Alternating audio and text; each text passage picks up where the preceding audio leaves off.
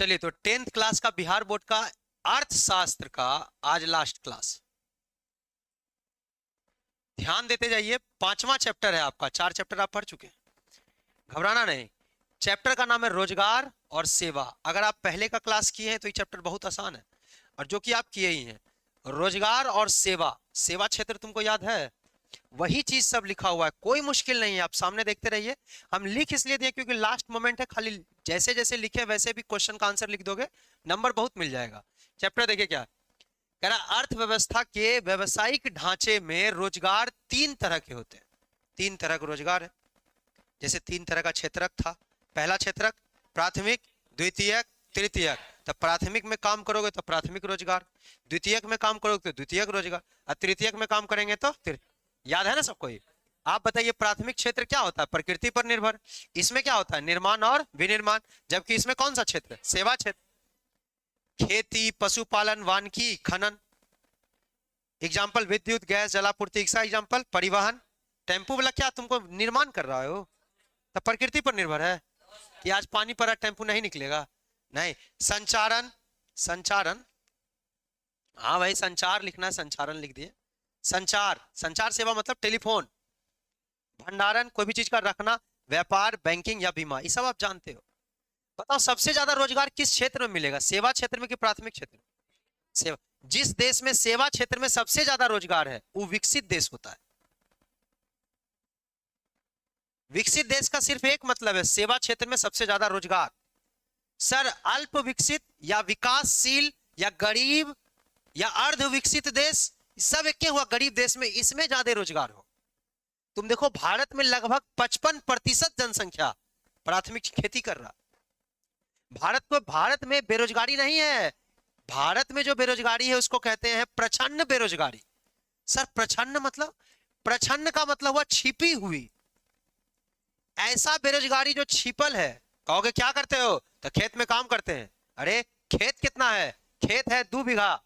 कितना भाई हो? 8 भाई हैं। 8 भाई इसी में काम कर रहे हैं। अरे 8 भाई 2 बीघा में क्या काम कर रहा? एक भाई भी काम करता तो उतने फसल होता जितना 8 भाई लगा रहा। अरे एक पेड़ को एक आदमी पानी दे तो आम के पेड़ में मान लो कि 200 आम हुआ। वो घर का सब परिवार आके रोज पानी देते जाए तो 200 से 400 आम हो जाएगा। तो आम तो वही होगा। तो काम तो सब कर रहा है, लेकिन कैसा बेरोजगारी? छिपा हुआ। जहां जरूरत से ज्यादा आदमी काम कर रहा है, एक आदमी का जरूरत और लगल है क्या गो? 8 गो। इसको कैसी बेरोजगारी बोलते हैं?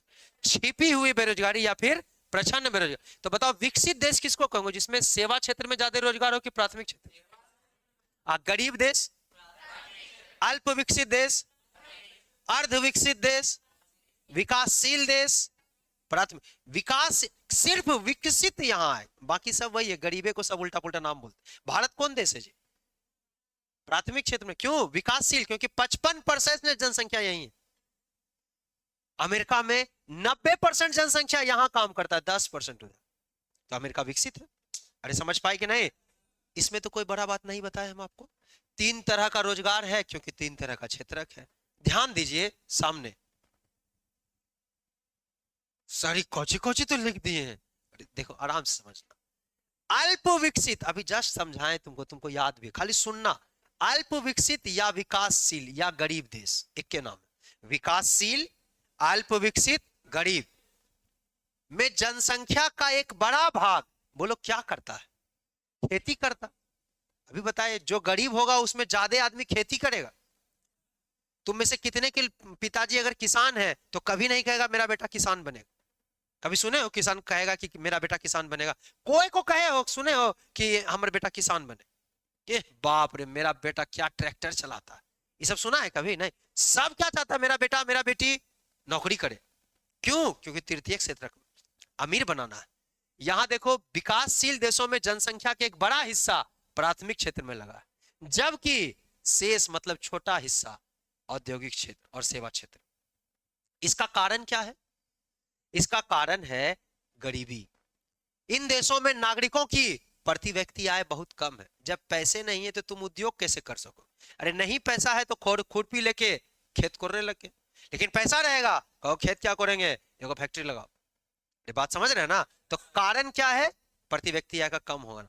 यहां नागरिक की आय का एक बड़ा भाग, कोई आदमी पैसा कमा भी रहा है तो मान लो 100 रुपया कमाता है तो 80 रुपया उसको खाने पीने में ही खर्चा हो जा रहा है। आप 1 लाख कमाइए और 1,000 खर्चा हुआ, 90,99,000 बच गया। सॉरी 90 लाख, 1 लाख 90,000 कितना बच गया? 99,000।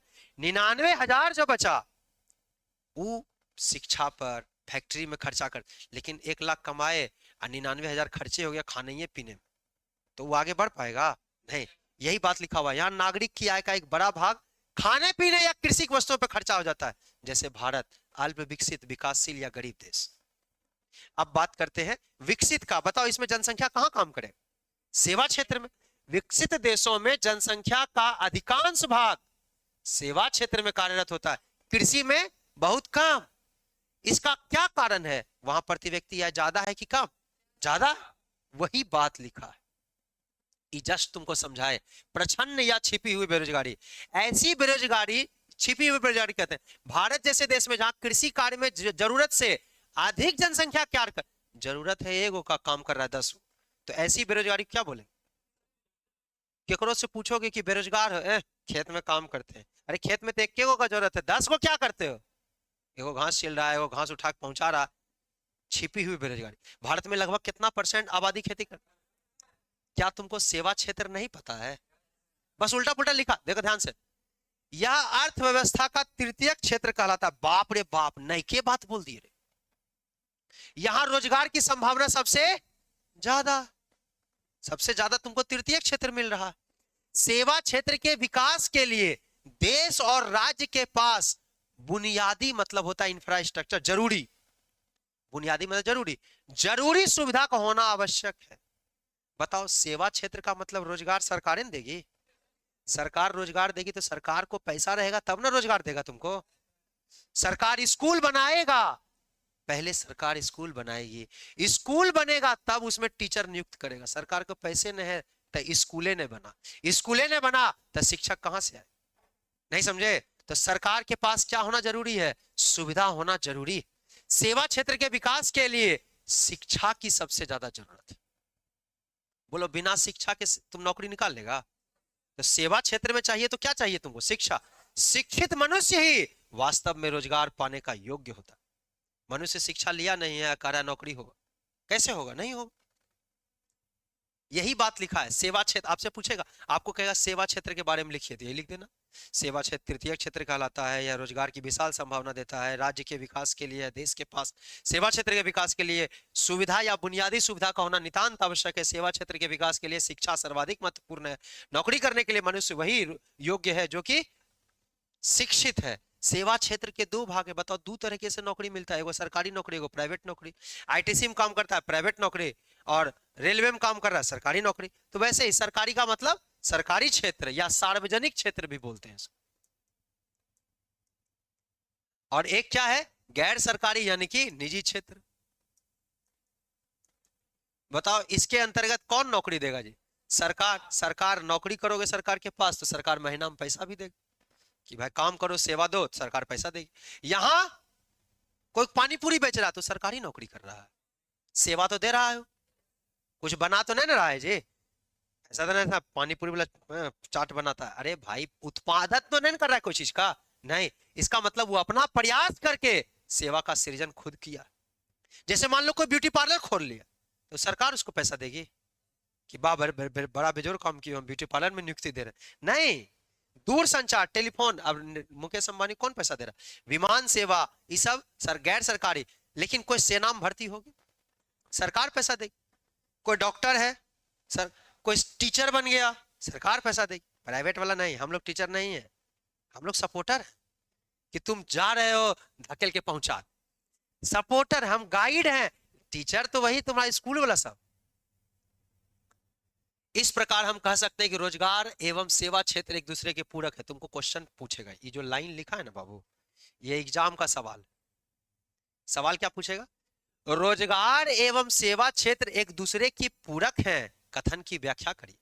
बस शुरू कहां से करना है? सेवा क्षेत्र से, यहां से मार्कर कर दिए। नहीं समझे? सेवा क्षेत्र शुरू करिए, मार्कर कर दिए पूरा। सेवा क्षेत्र में दो तरह का रोजगार होता है, सरकारी रोजगार और गैर सरकारी रोजगार।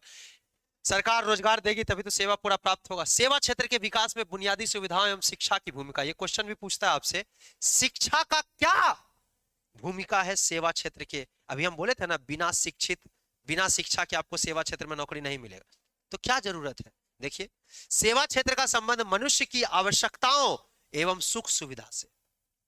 देखो, कृषि क्षेत्र का जरूरत पेट भरने के लिए, यहां से पैदल जा रहे हैं जमालपुर, जा सकते हैं कि नहीं, जा सकते हैं, लेकिन टेम्पू वाला किस लिए है, सेवा देने के लिए, कि अरे सुख बैठो ना, सीट पर बैठा के ले जाए, और तुमको पैसा ज्यादा है तो बगल में स्कॉर्पियो है, अरे लप लप डब डब सीट, एसी में ले।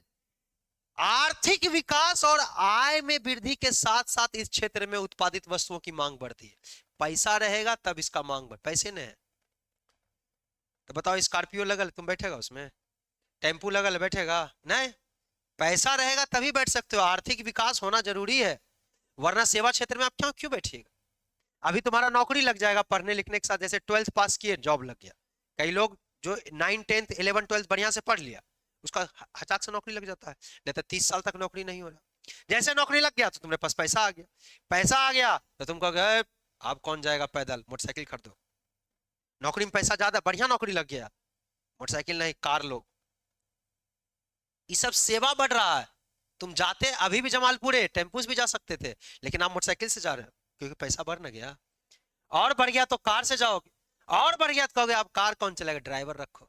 सेवा नहीं समझ रहा है जी, वही बात लिखा, सेवा क्षेत्र का संबंध मनुष्य की आवश्यकता से तो है, लेकिन सुख सुविधा से।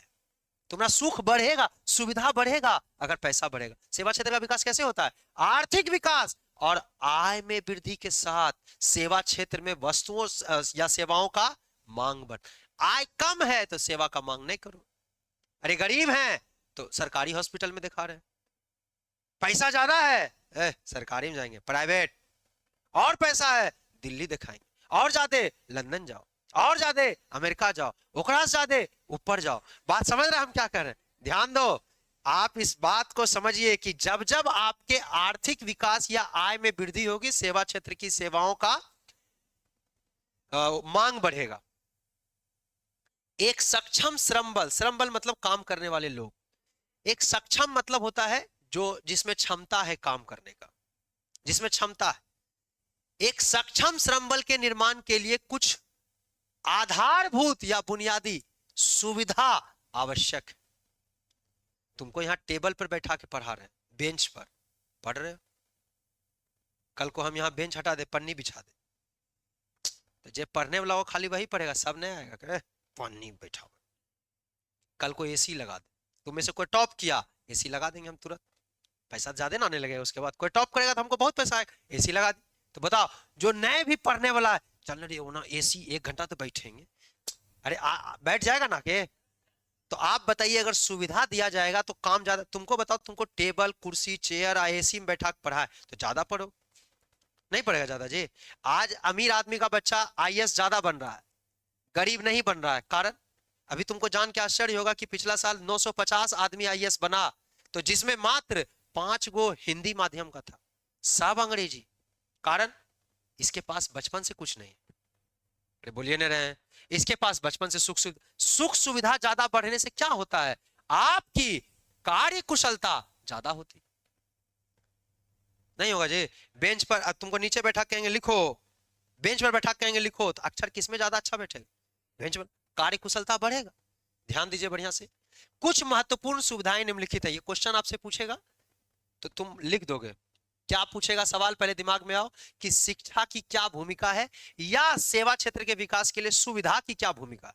सुविधा दोगे तो काम ज्यादा हो, सुविधा नहीं देंगे तो काम नहीं। डॉक्टर को कहेंगे हवाई अड्डा में बैठ के देखो, सरकार पैसा दे रही है तो सर डॉक्टर को केबिन देने की क्या जरूरत है, डॉक्टर का एसी केबिन, वो बढ़िया से बैठेगा, दिमाग स्थिर रहेगा तो बढ़िया से काम करेगा।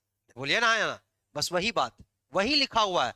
सुख सुविधा जरूरी है। सबसे पहला आप ये बताइए कि आप सेवा क्षेत्र में क्यों आना चाह रहे हैं, आप नौकरी क्यों करना चाह रहे हैं, स्वास्थ्य और परिवार कल्याण आपका हो। पैसा आएगा तो आपका भी हेल्थ अच्छा होगा, बढ़िया खाओगे, अब परिवार का भी कल्याण होगा।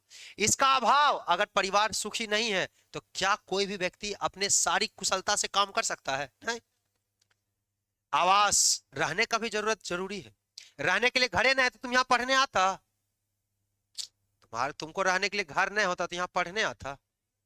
नहीं आता। तो सरकार क्या कहती है कि भाई कोई बात नहीं, इंदिरा आवास योजना कब शुरू की है? 2016 में। 2016 में इसका नाम बदल दिया। 1984 में शुरू हुआ था, 2016 में मोदी जी आए, मोदी जी ने कहा कि अब इसका नाम इंदिरा नहीं रहेगा, हटा, प्रधानमंत्री आवास योजना, पीएम आवास, PMAY, प्रधानमंत्री आवास योजना, प्रधानमंत्री आवास योजना। इन्हें की पी में ही पढ़ना उसको। स्वच्छता, स्वच्छता जरूरी है। अगर स्वच्छता आपको स्वच्छ वातावरण में नहीं रखे तो आप बीमार ही पहले पड़ जाएंगे। स्वास्थ्य को प्रभावित करता है, स्वास्थ्य ही नहीं होगा तो सेवा कहां से दो?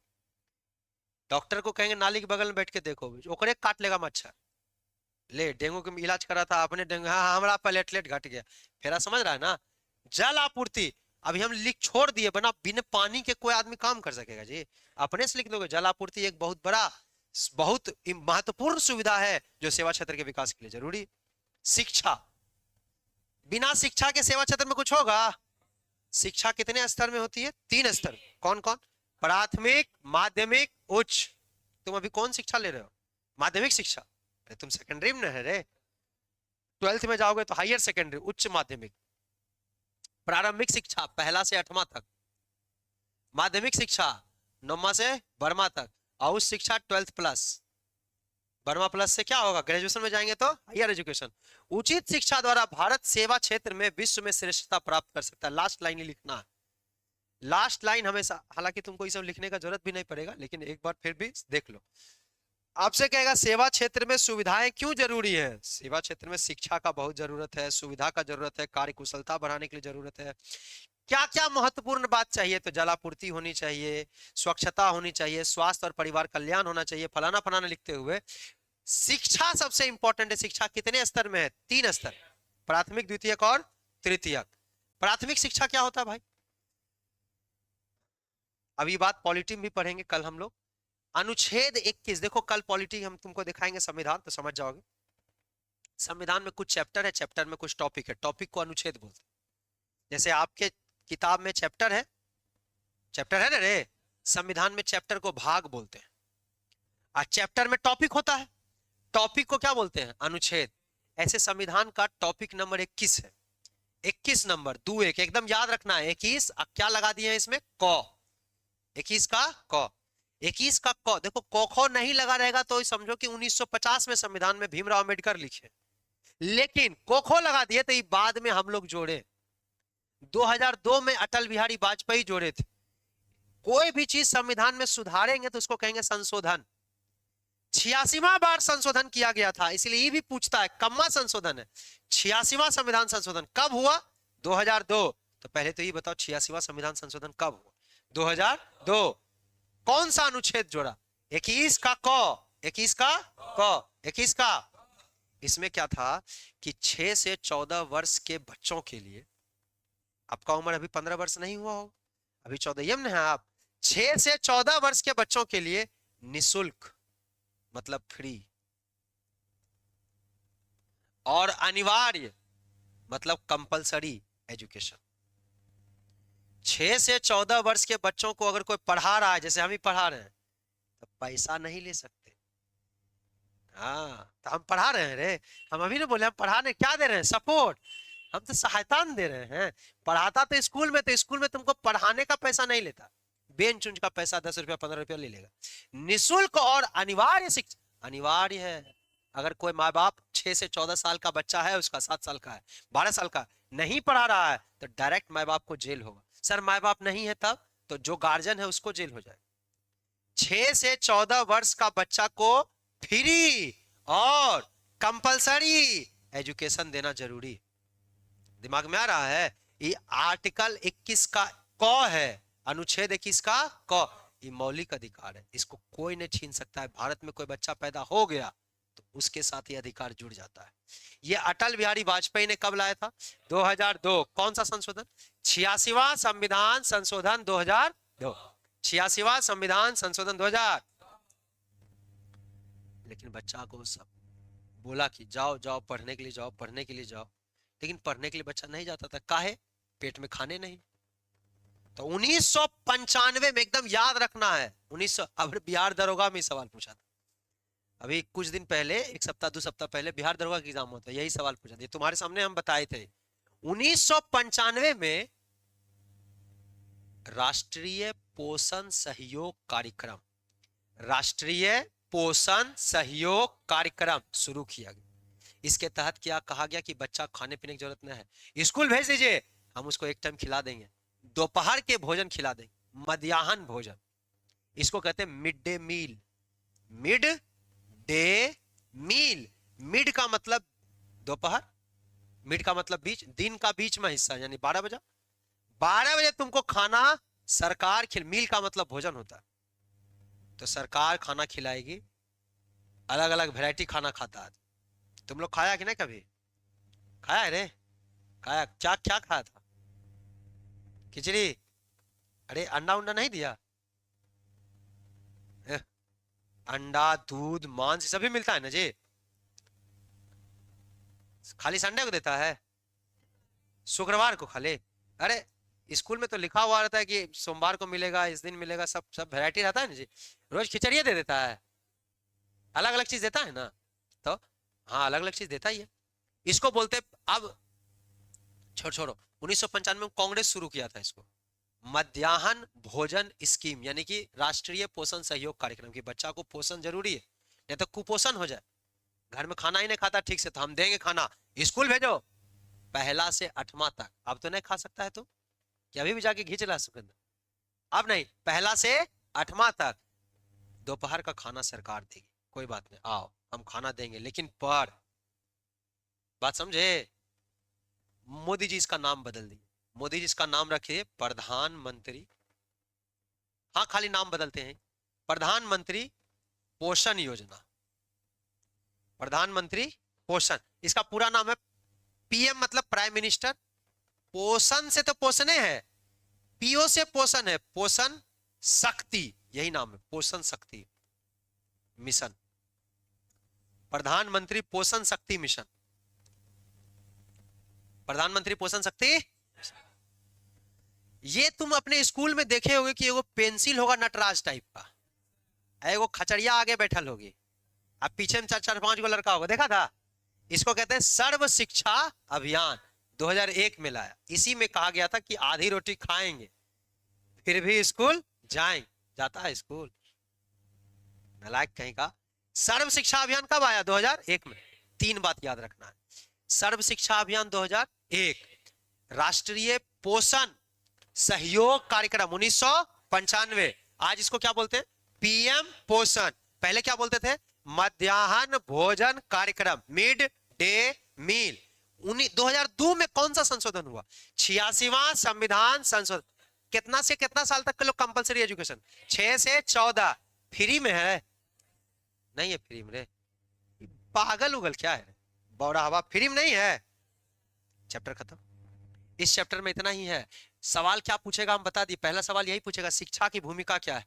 दूसरा, इसमें एक सवाल और पूछ सकता है आपसे, सेवा और रोजगार कैसे संबंधित है, ये रोजगार और सेवा कैसे संबंधित है, एक दूसरे के पूरक क्या है, ये वाला। और ऑब्जेक्टिव में ये सब पूछेगा, प्रश्न बेरोजगार, मतलब शॉर्ट क्वेश्चन में प्रश्न बेरोजगारी। ऑब्जेक्टिव में आपको यही 3 क्वेश्चन पूछेगा जो हम आपको अभी तुरंत बताए। सर्व शिक्षा अभियान 2001, 1995 राष्ट्रीय पोषण सहयोग कार्यक्रम, और 21 का क 86वां संविधान संशोधन कब आया? 2002। कितना से कितना साल? 6 से 5वां चैप्टर खत्म हो गया, 6ठा चैप्टर कुछ है ही नहीं। अब चैप्टर वैप्टर में कुछ नहीं है, 3 पेज का चैप्टर बताइए। शुरू में खाली 1 से 4 तक थोड़ा दिक्कत है। वैश्वीकरण क्या होता है? कोई कष्ट नहीं है, ग्लोबलाइजेशन बोलते हैं, भूमंडलीकरण या वैश्वीकरण। ध्यान से मेरी बात सुनना, देखो अपना देश का अर्थव्यवस्था किसी दूसरे देश के अर्थव्यवस्था के साथ जोड़ना, या विश्व के सभी देशों की अर्थव्यवस्था को एक साथ जोड़ना वैश्वीकरण कहलाता है। अर्थव्यवस्था मतलब बाजार और कुछ नहीं, लेकिन बाजार लिखते नहीं क्योंकि बाजार उर्दू शब्द है, नहीं समझे? विश्व के सभी बाजार को एक साथ जोड़ना वैश्वीकरण, लेकिन बाजार नहीं लिखते, क्या लिखते? वैश्वीकरण से अभिप्राय विश्व की विभिन्न अर्थव्यवस्था को एक दूसरे के साथ जोड़ने से। बस खत्म। विश्व के सभी अर्थव्यवस्थाओं को एक दूसरे के साथ जोड़ना वैश्वीकरण कहलाता है।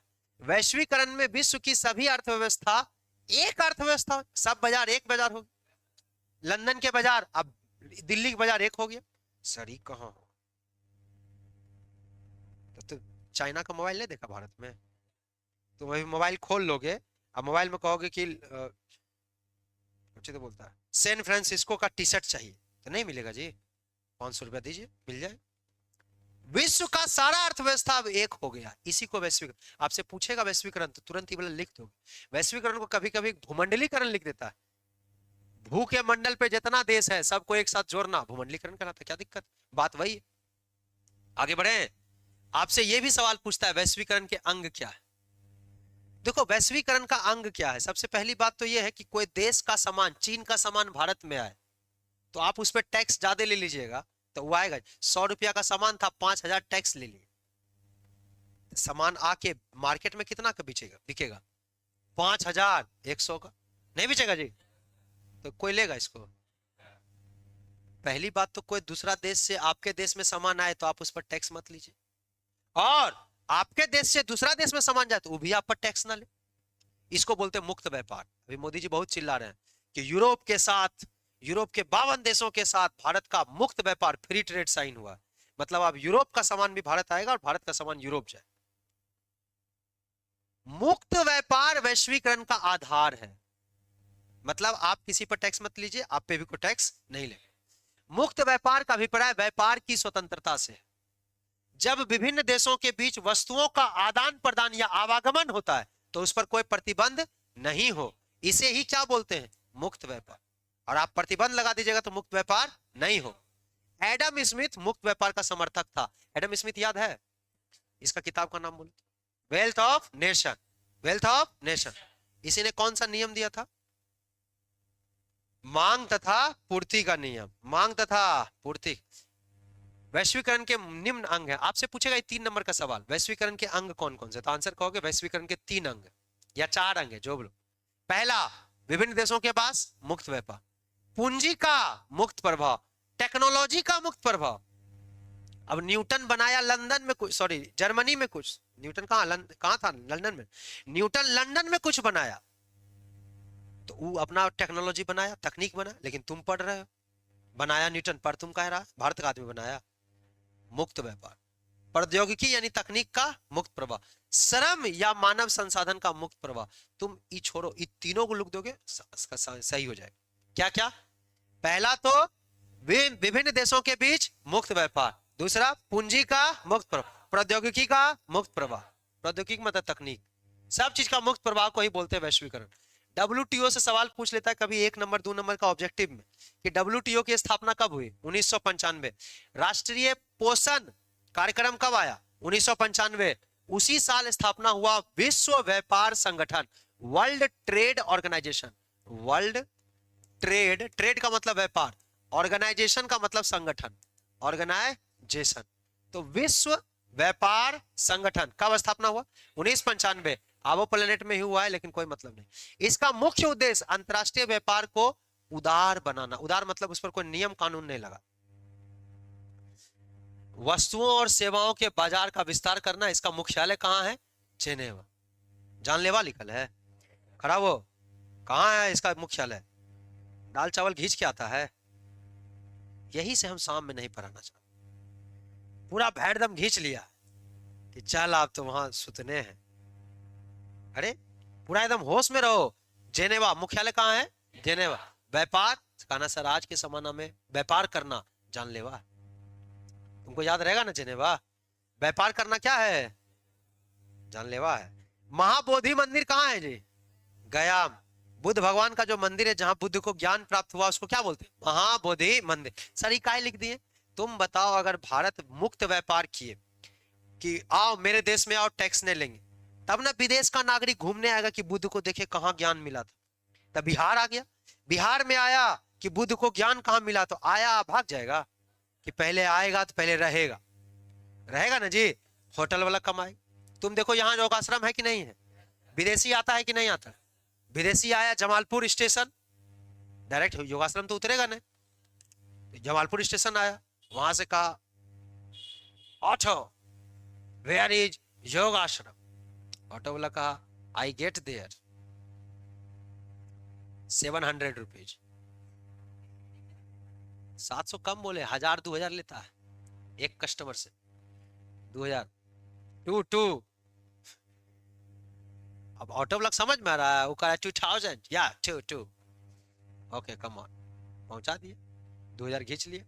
अब बोलो तुम जाओगे 2000 देगा? 20 रुपया में चलोगे तो नहीं देखा हिसाब। तो बताओ यहाँ के ऑटो वाला को कमाई हुआ कि नहीं? और वो आएगा तो वहीं रहेगा कि मार्केट भी जाएगा?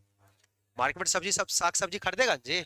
सब्जी वाला के पास गया, सब्जी वाला कहा कैसे, हाउ, सब्जी वाला 30 के बेच रहा है, 30 डॉलर, यस, $1 में 90 रुपया होता है, तो $30 का मतलब क्या हुआ?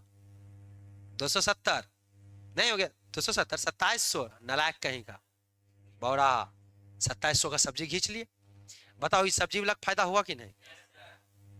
तो अगर कोई महाबोधि मंदिर घूमने आया तो वहीं फिर वहां भी होता, होटल वाला को, सब्जी वाला को, साग वाला को, सबको फायदा हो रहा है। बाबाजी अगर पूजा करा रहा तो बाबाजी से ही कह रहा है कि चढ़ावा लगता है, ये चढ़ावा, व्हाट इज चढ़ावा, money money, how much money, देख रहा है यहाँ तो तुम देखो, तुम जाओगे तो कहेगा 51,000 दीजिए, तुम 51 रुपया पर ले आओगे, बात अलग, लेकिन वो बेचारा तो 51,000 देना पड़ता है।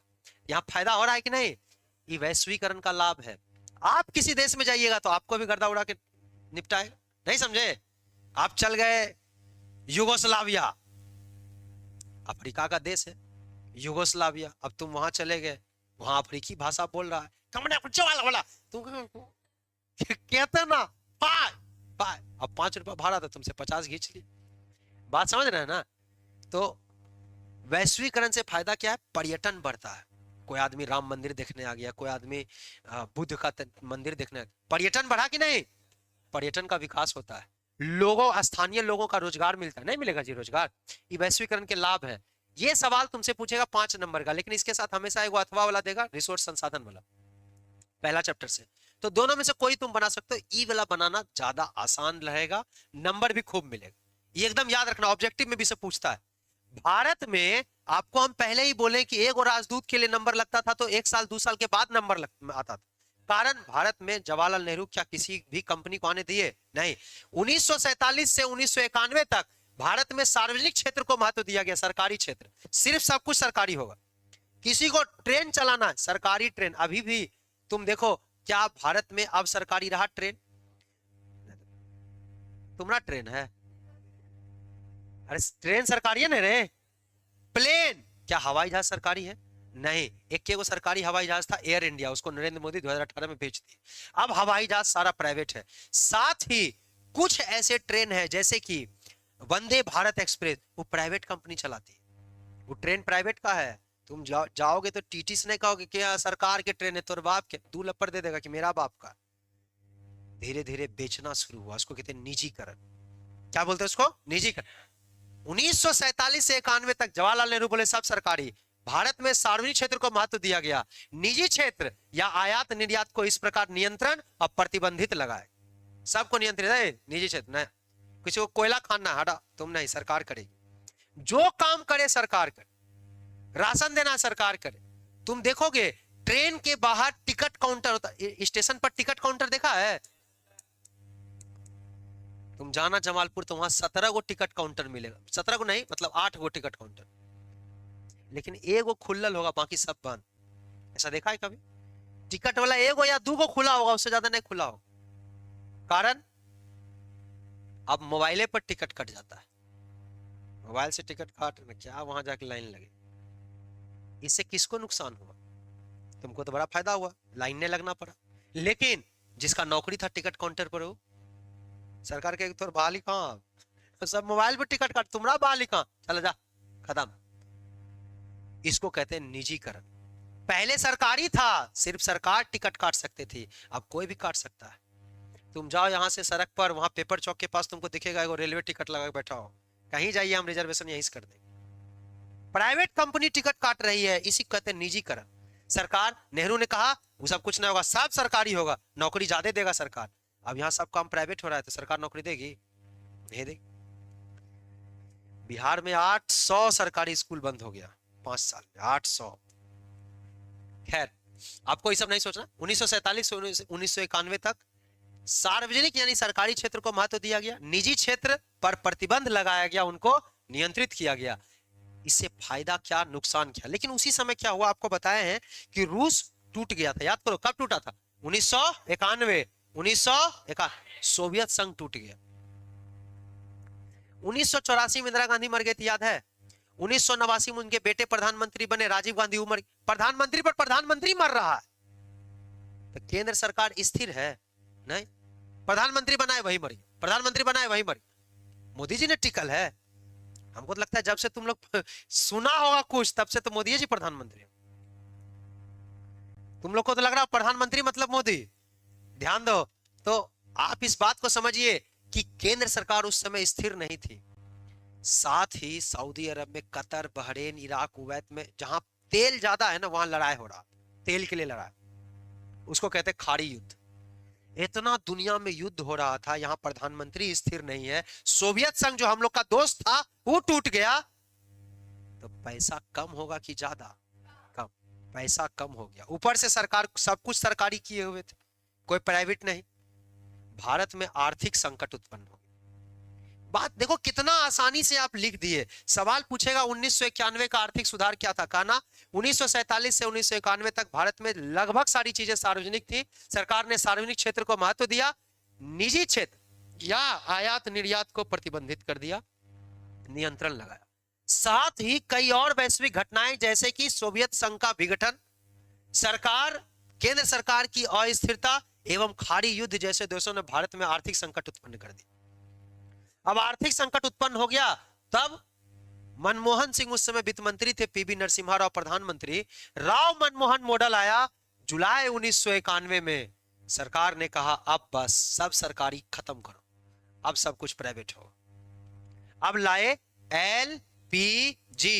एलपीजी, एल का मतलब होता है लिबरलाइजेशन, जिसको बोलते हैं उदारीकरण, पी का मतलब प्राइवेटाइजेशन, निजीकरण, और जी मतलब ग्लोबलाइजेशन, वैश्वीकरण। पहले सरकार सीधा कह दी कि मेरे देश में कोई दुनिया का देश नहीं आके व्यापार करेगा, यहां का आदमी करेगा। यहां जेसीबी भी नहीं था भारत में। भारत में कुछ खाना है तो कोदार लेके कूद जाओ, जेसीबी दूसरे देश में बनता है, दूसरा देश का सामान यहां नहीं मिलेगा। लेकिन जैसे उदारीकरण किया, सब देश कूद गया इंडिया में, हमर जेसीबी, हमर जेसीबी, हमर जेसीबी। यहाँ के आदमी कोदाल बना रहा है और पूरा एकदम पैसा बना रहा है, 10 गो 20 गो आदमी मिलकर कोदार का दुकान खोले हुए। अचानक जेसीबी वाला आ गया, बताइए कोदार वाला का क्या हाल हो? जल्दी बोलो।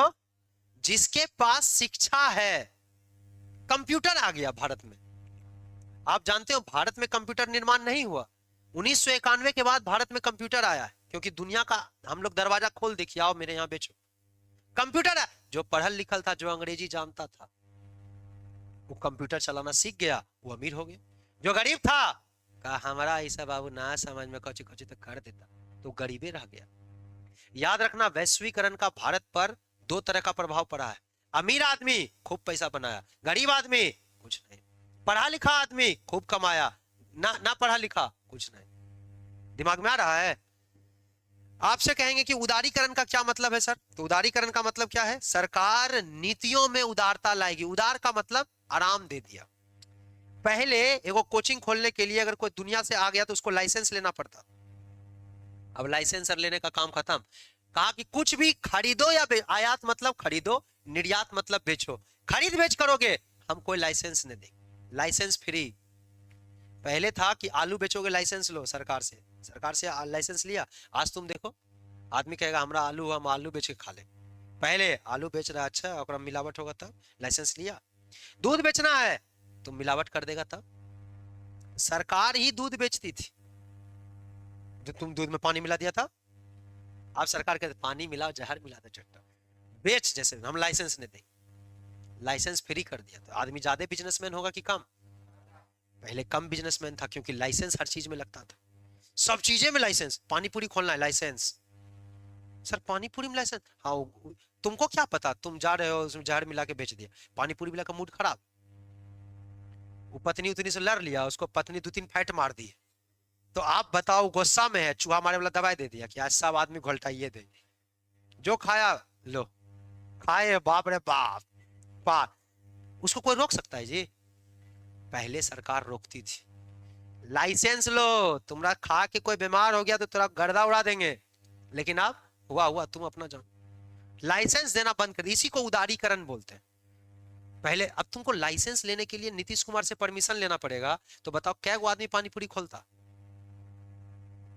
एगो जाएगा नीतीश कुमार से परमिशन लेने, अरे पानी पूरी खोल रहा है, रोज 200 रुपया कमाएगा, 20 साल में तो तुम 1 करोड़ बना लेगा। सर खर्चा ना था वो सब हमको नहीं बोलो, लाइसेंस चाहिए 20 लाख जमा करो, कहां से लाएगा 20 लाख?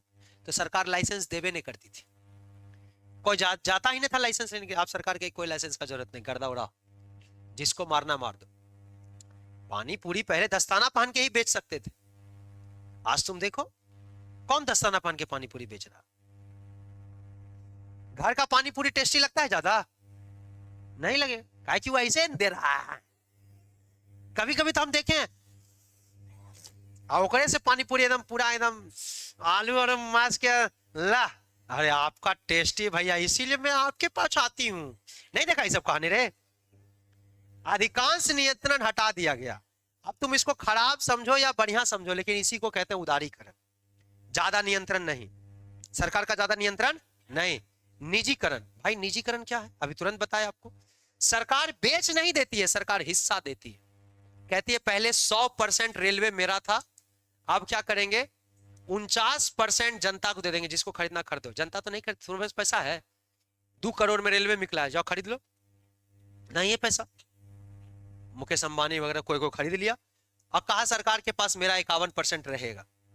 100 रुपया का ट्रेन है तो 49 रुपया अंबानी देगा, 51 रुपया सरकार देगी। इसको बोलते हैं विनिवेश, डिस इन्वेस्टमेंट। ध्यान दीजिए, विनिवेश की संज्ञा भी दी जाती है निजीकरण को। सार्वजनिक उपक्रमों के कार्य संपादन में सुधार के लिए सरकार निजी क्षेत्र के साथ साझेदारी करती है। साझेदारी नहीं हो गया कि तुम्हारा पार्टनर तुम 49% का, हम पार्टनर 51% का, मालिक अभी भी कौन है? सरकार। लेकिन क्या सरकार अकेला फैसला ले सकती है? नहीं, इसको बोलते हैं निजीकरण, विनिवेश। निजीकरण का मतलब पूरे बेच देना नहीं है, कुछ अपने पास भी रखना है, बाकी बेच देना। वैश्वीकरण क्या है सर? अभी जस्ट बताए, विश्व की विभिन्न अर्थव्यवस्थाओं को एक दूसरे के साथ जोड़ना ही क्या कहलाता है? वैश्वीकरण। अब वैश्वीकरण का मेन आधार क्या है? मुक्त व्यापार। याद आ रहा है ना? आगे, वैश्वीकरण का आम आदमी पर प्रभाव, ये 3 नंबर का सवाल आता है। तुम 1-2 पॉइंट लिख दोगे काफी है, पहले सुन लो। अभी जस्ट बताया आपको, भारत सरकार ने लगभग 3 दशक मतलब 30 साल पहले एलपीजी रिफॉर्म लाया था। कब लाया था? जुलाई 1991। और इन्होंने कहा कि यह वैश्वीकरण का एक मुख्य अंग भारत सरकार का हुआ, जिसमें एलपीजी, जी का मतलब क्या था? वैश्वीकरण। यह नहीं था वैश्वीकरण जी, सामने देखना।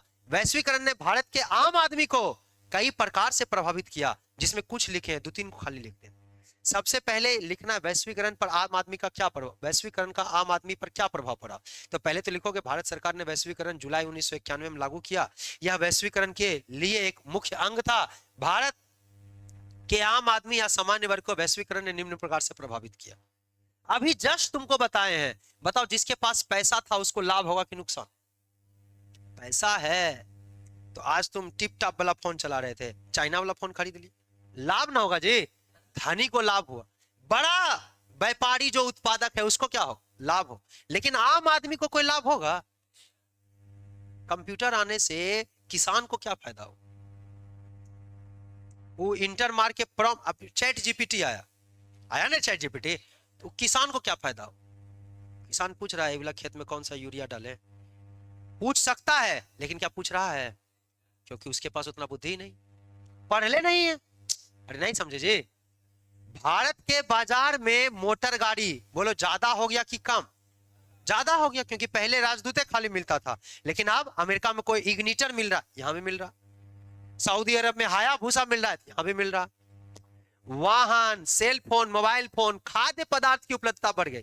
पहले भारत में आदमी आलू चिप्स छान के बेचता था कि पन्नी में ले आलू चिप्स, मुर्गा छाप चिप्स। अब कुरकुरे, भारत का कंपनी है, पहले भारत में आदमी को कोई आया बर्फ लाया कहीं से, नींबू निचोड़ा, पानी दिया, सिकंजी। अब इकंजी सिकंजी, पागल गरीब। कोका कोला, ये कोको कोला जो आया है ये कहां से आया है? अमेरिका का कंपनी है। कोको कोला कहां का कंपनी है? अमेरिका। थम्स अप, स्प्राइट, ये सब कहां का कंपनी? भारत का कोई कंपनी है जी? नहीं। कोलगेट कहां कंपनी? अमेरिका। भारत का कंपनी है। फेयर लवली कहां कंपनी? हम भारत का नहीं है। भारत में इस पतंजलि का है, पतंजलि पर ये सब लागल। अरे ध्यान दो, तो बात समझ पा रहे हैं हम क्या कह रहे हैं? बाजार में ज्यादा सामान आ गया कि कम? तुम बताओ, हम तुमसे कहें कि जाओ एगो कलम खरीद लो, तुम कलम दुकान पर गए, हम बोले क्या जाओ एगो कलम खरीद के लाओ, तो कलम दुकान पर गए, हमको साहब ही हैं, मान लो कि आओगे, मेरे पसंद का नहीं हुआ तो हम फटाफट ही देने लगे, तो आप बताइए कौन सा कलम लेके आएंगे आप? कैसे तुमको पता चलेगा मेरा पसंद? पूछी तुम तो दुकान पर ना पहुंच गया है जी। बोलो, तुम बजरंगबली तो है नहीं कि पहाड़े उठा के ले आए कि लीजिए अपना चुन लीजिए संजीवनी। अरे दिमाग में आ रहा हम क्या कह रहे हैं? मेरा ये कहना है आपसे कि अब मानो कि वो दुकान में एक के को कल में बिकता है, खाली 3 टकिया अग्नि जेल चल रहा है, तो तुमको भेजे कि जाओ कलम ले आओ, तो तुम पूछेगा हमसे कि कौन लाना है? सीधे जाओगे, एगो कलम मिलबे करता चुपचाप लग। बाजार में प्रतिस्पर्धा, अब तो एक के को कल में बिक रहा है इस दुकान में, 3 रुपया में मिलता था, लेकिन सब आदमी वही कलम खरीद रहा है। कलम का कंपनी बोला हमसे ज्यादा कलम का दाम आज से 30 रुपया हो। अब एक क्यों कल में है तो लेना पड़ेगा कि नहीं लेना पड़ेगा? अरे अंबानी पहले फ्री में दिया जियो, जब सब आदमी जियो ले लिया, जियो जियो जियो वो जियो वो जियो वो जियो, कहा अंबानी आ बेटा आओ, 3 महीना में 716। आदमी दे रहा है कि नहीं दे रहा? फोन करने के लिए पैसा ले रहा, मैसेज आने के लिए पैसा, इनकमिंग कॉल के लिए पैसा ले। पहले इनकमिंग फ्री रहता था, अब तुम्हारे फोन में फोन भी तब आएगा जब पैसा होना चाहिए।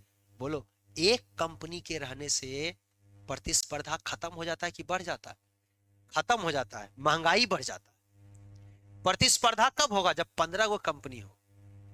कोई जियो रखा है, आज 2 गो भारत में कंपनी है मोबाइल में, जियो एयरटेल। पहले बहुत था, Jio, Airtel, BSNL, MTNL, Telenor, Uninor, कोची कोची तो था, वोडाफोन नहीं था जी, आइडिया, इतना कंपनी था। तो फोन का दाम सस्ता था, सिम भी सस्ता था, महंगा रिचार्ज भी नहीं, 10 रुपया में रिचार्ज होता। आज 10 रुपया में कोई रिचार्ज होगा? कहेगा मिनिमम रिचार्ज 100, उससे नीचे कोई उपाय नहीं है। आप हमको एक बात बताइए, कलम एक के को रहता तो 30, लेकिन अब इतना ना कलम है कि हमारे वाला लीजिए ना, एक लंबा वाला कलम देंगे 2 रुपया, इतना बड़ा कलम देता था नहीं देखता जी साहब। तो हम क्या कहना चाह रहे हैं, बाजार में उपलब्धता बढ़ा कि घट गया? लेकिन आप बताइए, बाजार में उपलब्धता बढ़ गया, एक गरीब किसान जिसके पास पैसा नहीं है वो क्या करेगा इस सब चीज का? जिसको खाने का पैसा नहीं, वो मोटरसाइकिल, वो वाहन खरीद रहा है कि आज जाते हैं लंबरगिनी खरीद ले, खरीद पाएगा वो 4 करोड़ का गाड़ी? अरे 4 करोड़ का गाड़ी सपना में भी देखेगा तो दूर से कहेगा गलती से देख लिए पोछ देते हैं, 4 करोड़ का गाड़ी है लंबरगिनी, नहीं खरीद पा। कारण समझ रहे हैं? क्योंकि बाजार में सिर्फ फायदा किसको होगा? धनी को। तो धनी जो पैसा वाला है वो चाहेगा कि वैश्वीकरण हो, लेकिन जो गरीब है बेचारा, अधिकांश भारतीय खिलौना का स्थान चीनी खिलौना ने ले लिया। पहले आदमी खिलौना बेचता था, पहले खिलौना बेचता था, मिट्टी का खिलौना बना दिया, और अब चाइनीज खिलौना तुम देखोगे, एक से एक शेर बाघ मिलेगा 10 रुपया। ये शेर बाघ कोई लेगा? मिट्टी का खिलौना फूट जाए तो न लो। चाइनीज भुकभुकिया बॉल बना दिया सस्ता, 75 रुपया में, साल जीवन मर चलाइए। कचबचिया नहीं देखा ये सब रे? अब पहले आदमी दिया जलाता था तो कुम्हार के घर में रोशनी होता था, लेकिन आप देखो हो पा रहा है? दिवाली आएगा तो 10 गो आदमी यूट्यूब पर बनाएगा, कुम्हार के घर का दिया लीजिए, अपने घर में कचबचिया जले ले। ये वैश्वीकरण से हुआ, गरीब को नुकसान होगा। हम आपको बताएं, कोई गरीब खाली कोदाल बना रहा था, अचानक जेसीबी आ गया, कोदाल लेगा कोई? हम कोदाल बने लियो, जो जेसीबी सस्ता आ रहा ले लिया। आप समझो अमीर आदमी को हमेशा फायदा वैश्वीकरण से, लेकिन गरीब को नहीं। भारतीय खिलौना, अब खिलौना बनाने वाला क्या करेगा, उसको जीवन भर उसका दादा, उसका नाना, उसका बाप उसको वही सिखाया खिलौना बनाना, उसको वही आता है।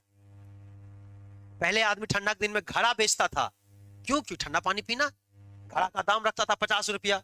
अमेरिका का कंपनी आया वर्लपूल, फ्रिज लेके, घड़ा फ्रिज, घड़ा में पानी रख, सब्जी भी रख दो, सेब भी रख दो, चावल भी रख दो, सब चीज रखे, सब ठंडा देगा, तुम अपने सूझ जाओ, ठंडा हो जाओ, वो होगा ठंडा खाली घड़ा में। तो घड़ा बनाने वाला कहां गया? आज कितना आदमी के घर में घड़ा है गर्मी के दिन में? बोतल में पी रहा है।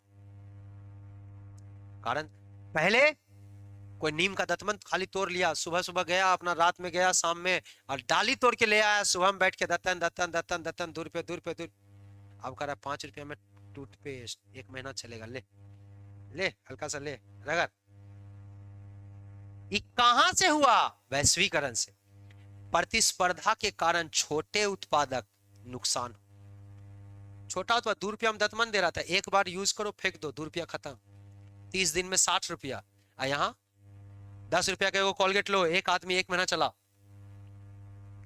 कंपटीशन बढ़ा तो जो सस्ता माल होगा वही बिकेगा जी, महंगा वाला नहीं बिक पाया। कारण समझ पा रहे हैं? वैश्वीकरण से फायदा किसको है? अमीर को। नुकसान किसको है? छोटे उत्पादक को, गरीब को। भारतीय बाजार में प्रतिस्पर्धा बढ़ेगा, लेकिन आम आदमी को कोई विशेष लाभ। और देखिए, शिक्षित जो है, जो कुशल है, उसको लाभ होगा। अभी तुरंत बताया, कंप्यूटर आ गया वैश्वीकरण के बाद, 1991 के बाद भारत में कंप्यूटर आया, तो जो अंग्रेजी जानता है उसको ना लाभ होगा, जो अंग्रेजी जानता है उसको लाभ होगा। जिसको कंप्यूटर आता है, कंप्यूटर में हिंदी चाहिए ना था पहले, अभी भी नहीं है, नहीं समझ रहा है। संगठित क्षेत्र भी असंगठित क्षेत्र होती जा रही है। मतलब जो क्षेत्र सरकार को रेगुलर पैसा देता था वो क्षेत्र नहीं बचा, तो अब क्या हो गया? संगठित हो। नहीं समझ रहे हैं? वैश्वीकरण से कितना भारत में बनता था टेकर। टेकर जानते हो? टेकर, पहले टेकर चलता था, तुम लोग पता नहीं देखा कि नहीं देखा, ऐसे करके। आजकल उस पर डीजे बजता है, देखा है? दुनिया का अर्थव्यवस्था टेकर चलो, एक टेकर में 35 गो आदमी कोच रहा, और जब तक भरेगा नहीं टेकर वाला चलता नहीं। कहा टेम्पो लो, टेम्पो लो, टेम्पो टेम्पो दे दिया, तो टेम्पो दे दिया, टेम्पोररी, तुरंत भर जाएगा, छोड़ो तो मुंगेर मुंगेर मुंगेर बड़ो चल, नहीं देख रहा है? वैश्वीकरण से भारत का जो टेकर बनाता था वो कहां गया? खत्म। भारत में पहले एम्बेसडर कार छोड़ के कुछ नहीं। तुम तिरंगा सिनेमा देखना, राजकुमार उसमें बहुत बड़ा आदमी होता है, एम्बेसडर कार से आए। जिस कार में तुम बैठ रहे, पहले आदमी दूल्हा का कार एम्बेसडर होता था। आज एम्बेसडर में कुत्ता भी कहता है कि एकरा में गर्मी लग तो ना जाए। वैश्वीकरण, जो एम्बेसडर बनाने वाली कंपनी थी, लूट गई। एम्बेसडर पहले ऐसा होता था कि घर में लगा हुआ है तो वो स्टार्ट नहीं होगा जब तक उसको 4 आदमी ढकेलेगा नहीं। 4 आदमी ढकेलता था, भोरे भोरे ढकेलते रहे तब स्टार्ट हो। यहाँ फेरा था। एमएनसी मतलब होता है बहुराष्ट्रीय कंपनी। बहुराष्ट्रीय कंपनी ऐसा कंपनी जो कि दुनिया के देशों से भारत आई। जैसे वर्लपूल को लाभ हुआ, कुरकुरे बनाने वाले को लाभ हुआ। कोका कोला खाली अमेरिका में था, भारत में भी बिक रहा है, हर घर में कोका कोला चल रहा है। भोजपुरिया गाना में कोका कोला आ गया है, नहीं आ गया है जी? ध्यान दीजिए। बस खत्म ही चैप्टर भी, अब तो है ही नहीं, तो क्या करें? इस प्रकार भारत को एक न्याय, बताइए वैश्वीकरण ठीक ठाक है, गरीब को लाभ, तो न्याय संगत वैश्वीकरण की नीति की आवश्यकता है, जो अभी भी लागू नहीं। अभी भी हम तुमको एक के बात बता रहे हैं, और ये सत्य है। आज भी गरीब गरीब ही हो रहा है और अमीर अमीर हो रहा है। गरीब को अमीर बनने का सिर्फ एक रास्ता है, शिक्षा, सरकारी नौकरी। जितना जल्दी ले लोगे उतना जल्दी हो जाए। लास्ट चैप्टर इकोनॉमिक्स खत्म।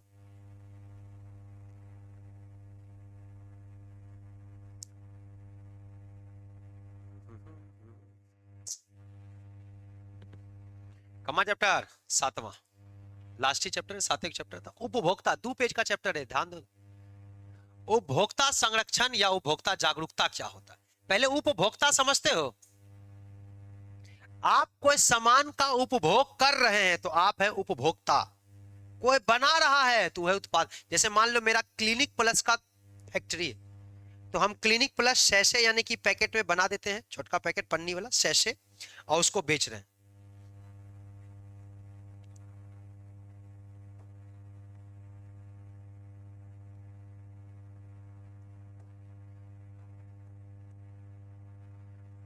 हम सैशे बना दिए और उसको बेच रहे हैं, तो हम बनाए तो हमें उत्पादक, और तुम क्या किया, 1 रुपया दो, ला मार के रगड़ दे। तो आप क्या हैं, उपभोक्ता। आप क्या हैं, उपभोक्ता। तो आप दुकान पे कोई चीज खरीदने जाते हैं ना, तो दुकान वाला है बेचने वाला, वो है विक्रेता। खड़ा वो तो ट्रांसफर किया क्या रे, ये सब बड़ा गजब गजब है। बैठ जाओ, नलायक कहीं का। एगो सो रहा है तो कर अब ले, अब तुम, अब एकरा कहीं मजा न चखा दे। ध्यान दो, अरे गंभीरता ध्यान दीजिए, हम क्या कह रहे हैं। उपभोक्ता कौन है, जो दुकान में कोई सामान खरीदने जाता है। दुकान वाला क्या है, विक्रेता। दुकान वाला ऐसे खरीदा मेरा, तो क्या वो शैम्पू लगाता है, लगाता होगा, तुमको क्या मतलब। लेकिन वो बेचता ना है जी, तो वो है विक्रेता, और आप क्या है, उपभोक्ता। अब मान लीजिए हम एगो तेल बनाना शुरू किए, मेरा तेल का नाम है आवो प्लेनेट कड़िया बाल तेल। बाल को पूरा क्या कर देगा ये, काला। लीजिए आज गनगना काला ले लीजिए। एगो काला करने वाला को तो गांव में उसको बाल मुड़ाता है तो उसको लगाता है, बाल छिलवाता है तो क्या लगाता है सिकंदर, को हरा पत्ता जैसा क्या होता है, क्या कुछ कहते हैं, एगो एगो बोलो, भांग, भांग तांग नहीं बोलते, भमरोइया। ये तो कौन नाम तो बोल दी। मान लो मेरा तेल एक नाम भमरोइया तेल, एकदम बाल को गनगना काला नहीं दिखता आजकल की, एकागो पुरुष इतना बड़ा बाल लगले, कहेगा मेरा आदिमानव तेल, सॉरी आदिवासी तेल, सॉरी आदिवासी, हाँ आदिवासी तेल। जो गरीब है, जो मूर्ख है, वो ले लेगा। जो नहीं पढ़ा है, जिसको पता है कि बाल का फॉलिकल कैसे बढ़ता है, वो तो नहीं लेगा। लेकिन जो पढ़ा लिखा है ही नहीं, कहेगा अरे कर बढ़ लो, हमरो बढ़। अरे उसका बढ़ गया तो मुकेश अंबानी का बेटा मुकेश अंबानी बेटा, तोरा बेटा मुकेश अंबानी हो जाएगा। अब मान लो कि ले लिया, छोड़ो अब प्लेनेट हटाओ, भमरो या तेल खराब। अभी आदिवासी तेल है, ठीक है दोस्त। अभी आदिवासी तेल हम इसमें भर के ले आए, आधा निकाल लिए और नवरत्न तेल मिला दिए, कोई 2 रुपया 10 रुपया वाला, या सरसों तेल मिला दिए ले, और नहीं तो करासन मिला दिए, मिला दिए। ऐसा ऐसा 1 बोतल लाए थे, 10 बोतल बना लिए। कहेंगे ये प्योर आदिवासी तेल है, लीजिए आदिवासी तेल लीजिए, आदिवासी तेल लीजिए, बेच दिया। तुम तो खरीदने आए आदिवासी, उसमें लिखल था आदिवासी, हम क्या कर दिए, उसमें करासन तेल मिला दिए, लगा एकदम मियाँ से, वाह बड़ा बेजोर महक रहा। कोई माचिस मार दिया, जा गड़बड़ा के। अरे तो आप हमको एक बात बताइए कि हम तो गलत कर दिए कि नहीं गलत कर दिए। दुकानदार ऐसा कर सकता है कि नहीं, कर सकता। वो चीनी में चावल मिला दे, कह लो, कहाँ देख पा रहे। नमक में सरफ मिला दिया, ले, नहीं ले लेगा आदमी रे। तुम नमक जब भी लेते हो तो चाट के देख रहे हो, आज सरफ मिलल नमक रहेगा तो भी नमकीने लगे। दाल में पत्थर मिला दिया, मिलाता है कि नहीं दाल में पत्थर, चावल पत्थर, गेहूं पत्थर मिला दिया किलो। बताइए, तो आप जो सामान के लिए पैसा दिए वो सामान तो आपको मिला नहीं, तो आपको उपभोक्ता को नुकसान हुआ कि नहीं। तो जागना जरूरी है उपभोक्ता को। जागो ग्राहक जागो, नहीं जागना पड़ेगा जी। तो आपको जगाने के लिए सबसे पहले इंग्लैंड में उपभोक्ता जागरूकता अधिनियम नहीं लिखना है, उपभोक्ता जागरूकता आंदोलन हुआ था। उपभोक्ता जागरूकता आंदोलन सबसे पहले कहां हुआ, इंग्लैंड में। लेकिन कानून सबको बोला कि उपभोक्ता को जगना होगा, जगना हो। कैसे जगेंगे हो। अभी हम तुमको बोले 4 बजे भोर जग के पढ़ो, चार चार चार चार चार चार चार सब चला, भोर को अलार्म बजा 4। अभी जगेंगे कि, अभी जग के पढ़ लिए 2 घंटा, फिर 8 बजे से फिर झुकने लग जाएंगे। बढ़िया से फ्रेश सोना जरूरी है। दिमाग तो 50 बहाना दे कि फ्रेश सो, तब दिन भर पढ़ेंगे, 7 बजे जगेंगे ना, रात को 7 बजे तक 12 घंटा। मैथ तो आज खत्म है क्या सिकंदर? 7 बजे तुमको, 4 बजे तुम जगा, लेकिन ये बोला 7 बजे। ठीक है, फ्रेश सोते, फ्रेश जगे, फिर सो। 8:30 बजे नींद खुला, मम्मी गाली दे रही थी कि लगता है आईएएस बनिएगा, अभी परीक्षा है, इतना कोई सुतता है, बाप बच्चा ये वो जो बोलना तुम। अब तुम्हारा 8:30 बजे नींद हो, मम्मी यार के दिमाग भोरे भोरे। आदमी प्यार से बात करता है, मूड खराब कर दी। नहाए वहाए फ्रेश वेश हुए, 9 बज गया। फिर तुम लोग सोचे कि अब एक पूजा पाठ कर लेते हैं, क्या पता भगवान नाराज हो जाए। आधा घंटा घंटी उंटी डुला लिया, 9:30 बजे। अब सोचा कि अब पढ़ेंगे क्या, पहले खाना, टाइट भोजन होना जरूरी नहीं रे। आई चट्टा दोनों दाल चावल खा लिया, दाल चावल सब्जी पापड़ खींच लिए। बज गया 10:30, तो अब तो टाइट हो ही गए, तो हल्का हल्का सोना जरूरी नहीं है, नहीं तो फिर दिक्कत होगा ना। तो हल्का अपना सो गए। बजा 12:30, 12:30 बज गया यार, लो कॉफी लो तो कॉफी, तब तक में मोबाइल बज गया। आधा घंटा हम करें टॉप, अरे ये तो देख ही लेते। 2 बज गया, मास्टरवा बुला लिया, चल। यहाँ शाम हुआ, घर गए, बाप रे इतना देर से पढ़ ही रहे थे। हाथ मुंह धोए, खाना खाए, उसके बाद फिर ही कहा हल्का। फिर अगला दिन 4 बजे, ये जो चक्र चल रहा है, कुचक्र चल रहा है कि नहीं चल रहा?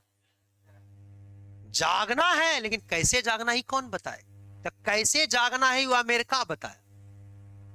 अमेरिका ने 1900, ये सब सवाल ऑब्जेक्टिव में पूछेगा बिहार बोर्ड निश्चित, कि पहली बार उपभोक्ता जागरूकता आंदोलन कहां हुआ? इंग्लैंड। लेकिन अधिनियम यानी कानून कहां आया? अमेरिका। कब? 1962, वही साल है, याद करो, जब चीन ने भारत पर आक्रमण किया। 64 में नेहरू पार लग गए। अमेरिका ने कहा कि उपभोक्ता को कुछ अधिकार है, ये जान लो, आपके पास अधिकार है। जब भी आप कुछ वस्तु या सेवा खरीदने जा रहे हैं, ये सेवा खरीदने तुम आए, आपके पास कुछ अधिकार है। पढ़ने से पहले जानेंगे कौन पढ़ाएगा, कितना देर पढ़ाएगा, कब तक पढ़ाएगा। इन्हें कि पगला मास्टर तो नहीं है, 2 बजे बुलाएगा, 7 बजे तक खींचेगा, फिर 8 बजे से 11 खींच देगा। पगलवार के फिर हम नहीं फंसना। अरे ये सब नहीं होगा जी। आप कोई सामान खरीदने जा रहे हैं, तो सामान पर मान लो फेयर लवली खरीदने गए, यहाँ सारा चीज लिखा होना चाहिए कि इसमें क्या क्या है, इंग्रेडिएंट। जानकारी प्राप्त करने का, वस्तु की गुणवत्ता की जानकारी का आपको अधिकार है। इसीलिए जितना सामान बनता है, तुमको कई बार लगता होगा कि कुछ तुम खरीदे और उसके पीछे एकदम छोटा छोटा छोटा छोटा कुछ कुछ लिखल होगा। चॉकलेट काहे ने खरीदो, सोनी चॉकलेट तुम 1 रुपया में, आजकल आता है सोनी की नहीं रे? नहीं आता आजकल, कौन आता है 1 रुपये में? इक्लेयर, इक्लेयर सारा। तो इक्लेयर्स में भी कुछ कुछ लिखल होता होगा, ये पढ़ेगा ना, कभी पन्नी पढ़े? वो तुम्हारे लिए लिखा है, वो अमेरिका लिखवाया है कि पहले पढ़ लो इसमें क्या है। तो उसमें लिखा रहेगा not good for human consumption. ज्यादा आदमी, चॉकलेट ज्यादा आदमी के लिए सही नहीं है। आप अगर लगातार चॉकलेट का सेवन कर रहे हैं, तो आपके आंतों में जम जाएगा, जिससे आपका गट हेल्थ खराब होगा, फिर ब्रेन हेल्थ खराब हो जाएगा। तुमको हंसी आ रहा है? वो दोनों बानर है, उसको देख के तुमको हंसी आ रहा है? अरे ये तो गांव में हम देखें कि बच्चा वो तो 4-5 को बंदर जा रहा है, देख के कर रहा। अरे इसमें क्या है? लेकिन आप तो नहीं है ना जी, आप तो थोड़ा मनुष्य कैटेगरी में आ रहे हैं, ध्यान दीजिए। कोई शैम्पू पे नहीं देखते हो कितना चीज लिखा हुआ है पीछे? उसी में लिखा रहेगा SLS, सोडियम लॉरेल सल्फेट, मतलब महीना में 1 बार से ज्यादा मत लगाओ, उसमें लिखल है। लेकिन तुम इतना छोटा लिखल है। अरे इसको हटाइए यार, ये हम ही को डरा देता है, बताइए। अरे ध्यान दो, महीना में 1 बार, तो महीना में 1 बार शैम्पू लगाएगा आदमी? बाल साफ नहीं रहेगा तो वैसे ही टूटने लग जाएगा। सफाई जरूरी है बाल की। तो बिना SLS वाला शैम्पू लगाना होगा, लेकिन वो महंगा आता है। बिना पैराबीन वाला शैम्पू लगाना होगा, और महंगा आ रहा है। कोई भी तेल लोगे तुम, हेयर एंड केयर फलाना, कौन कौन, आलमंड, कुछ कुछ तेल आता है, डाबर आंवला, और कौन कौन आता है ये, सारे तेल आते हैं। सारे तेल में आज जाके देखना, यहां लिखा होगा इंग्रेडिएंट, मतलब ये किस किस से बना है। अंग्रेजी लिखता है जानबूझ के, क्योंकि इंडियन पढ़ता नहीं। पढ़ियो लेगा तो INGR कौची तो लिखल है, हटा, बढ़िया लग रहा। और लिखल क्या होगा उसमें, MINERAL, मिनरल ऑयल। तुमको लगा वाह ये खनिज तेल है, मिनरल, वाह। मिनरल ऑयल का मतलब बाल में लगाने वाला नया है। तुम जितना तेल का नाम अभी बोले या छूट गया है, सब में देखना ई वाला लिखल होगा तो आज छोड़ देना, सरसों लगा लेना, नारियल तेल लगा लो। देखो नारियल तेल वाला कोई भी डिब्बा खरीदो, उसमें लिखा होगा इंग्रेडिएंट कोकोनट ऑयल 100% लगाओ। ये जहां मिनरल ऑयल दिखा समझ जाना कि वाह ये तुम्हारा बाल को खराब करके रखते, उड़ा देगा। 30-32 तक आधा खाली है क्या, मैदान साफ। आप मजाक में नहीं लेना, जहां मिनरल ऑयल लिखा रहे, जिस साबुन में SLS पैराबीन लिखा शैंपू में, एकदम छोड़ दो। आप ये बात समझ पाए हम क्या कह रहे हैं। ये जानकारी लेने का अधिकार तुमको कौन दिया है, अमेरिका। अपनी इच्छा के अनुसार वस्तु प्राप्त करने का अधिकार, ये तो तुम लोग उपयोग करते हो। मान लो तुम आए मेरे दुकान पर, हम कॉपी किताब बेचते हैं, 10 रुपया लो कॉपी दिखाइए, अरे ये ना लीजिए 20 रुपया, कितना साफ पन्ना है, टॉपर बनिएगा, तुम्हारे 10 रुपया वाला लाभ। तुमको तुम्हारा इच्छा के अनुसार कॉपी प्राप्त करने का अधिकार, तुम्हारा इच्छा नहीं करेगा नहीं लोगे, हम जबरदस्ती दे देंगे। ये अमेरिका दिया, पहले ही वाला इच्छा नहीं था। तुम गए कॉपी लेने के लिए, दुकान पर खड़ा हो गए, नहीं लेंगे, अरे इधर आइए इधर, इतना देर नहीं लेना था तो काहे भुकाया तू। आज तुम कहेगा कि हाँ भुकाएंगे भुकाएंगे, तुम्हारा काम है दिखाना, हम नहीं लेंगे तो नहीं लेंगे। 1 घंटा तक कपड़ा देखेंगे, नहीं ले। मॉल में आदमी कई देखे, नवयुवक जा रहा है मॉल में, 4 घंटा नाच लिया, ट्राई कर लिया, फोटो खींच लिया, इंस्टाग्राम पर लोड, लिया ही नहीं। लिया नहीं लिया, कहेगा अरे एक से एक कोट उट पहन के फोटो खिंचा के इंस्टाग्राम, नहीं लिया। कोई इसको रोक सकता है? ये अमेरिका का अधिकार है 1962 का। पहले तुम ट्राई कर लिया, नहीं लिया तो गर्दन धर देगा, कहेगा करे लिया, लेगा कौन, नहीं लिया तो गंदा जे हुआ। जब जेबी में पैसा नहीं तो काहे आते हो। खराब खराब बात बोलेगा, लेना पड़े। लेकिन आप कोई कह सकता है, कोई कहेगा तो तुरंत उपभोक्ता संरक्षण अधिकार की सुनवाई भी होता है। देखने का तुम्हारा अधिकार है, देखेंगे।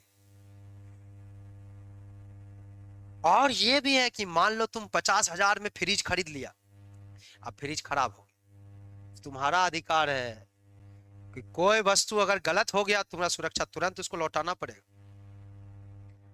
बात समझ रहे हैं? मान लो अभी फोन खरीदे आप, कान में लगाए, फोन ब्लास्ट कर दिया, कई बार करता, कान में लगाए फोन में ब्लास्ट कर दिया, तो जिस कंपनी का फोन लिए, वो कंपनी सैमसंग, जो कि कंपनी है चाइना की, वो तुमको पैसा देगा, पैसा देगा आपको। नहीं समझ रहे हैं जी? वो चाइनीज कंपनी आपको पैसा देगी, कितना, 5 लाख रुपया। पहले दक्षिण कोरिया और उत्तर कोरिया सब चाइना का हिस्सा, जो कोरिया कोरिया बोल रहे। सैमसंग आज भी मैन्युफैक्चर भले चाइना में ही होता है, मेड भले कोरिया लिखा है, सब सैमसंग का सामान चाइना से ही आता। तो हम क्या बोले, बात समझे? जो कंपनी तुमको पैसा देगा। नहीं समझ रहा है? मान लो जियो में रिचार्ज किया, मोबाइल में रिचार्ज नहीं आया, 700 कट गया, तो तुम जाके केस करो उपभोक्ता संरक्षण अदालत में, जो कि पोलो फील्ड के पास में तुमको मिलेगा, कि हम रिचार्ज किए, हमको पैसा नहीं आया। और साथ में करना कि मेरा दिमाग भी मेंटली टॉर्चर हुआ है, हमको प्रताड़ित भी किया गया है, तो जितना का रिचार्ज है 700, उसका 10 गुना तुमको हर्जाना भी मिलेगा, 7,000 मिल गया। समझ रहा कहानी? ये सब अधिकार आपको देने वाला कौन है? अमेरिका। कब से? यही वाला सवाल अभी बिहार दरोगा में आया था। तुम देखो कि एक पन्ना से तुम्हारा 2-3 सवाल दर। 15 मार्च को मनाते हैं विश्व उपभोक्ता दिवस। 15 मार्च को क्या मनाते हैं? विश्व उपभोक्ता दिवस। ये याद रखना, तुमको भी पूछेगा, 15 मार्च को विश्व उपभोक्ता दिवस। तो भारत भी कहा कि हमारे लिए भी अमेरिका का सब अधिकार है, तो हमारा देश वाला को अधिकार नहीं होगा? मेरे देश वाला को भी 1986 में अधिकार दिया, कोपड़ा, कोबड़ा नहीं लिखा है, कोपड़ा, कंज्यूमर प्रोटेक्शन एक्ट, हिंदी में उपभोक्ता संरक्षण अधिनियम या कानून। अधिनियम हिंदी है, उर्दू में कानून बोलते। उपभोक्ता संरक्षण अधिनियम आया कि आपके हितों का संरक्षण किया। ये वाला सवाल तुमसे 5 नंबर का पूछेगा और में रहेगा। आप आसानी से इसको भी लिख सकते हो, या इससे पहले जो बताया आपको बुनियादी सुविधाओं का क्या उपयोग है सेवा क्षेत्र को बढ़ावा देने के लिए। दोनों में से कोई एक को लिखना होगा, 5 नंबर का रहेगा।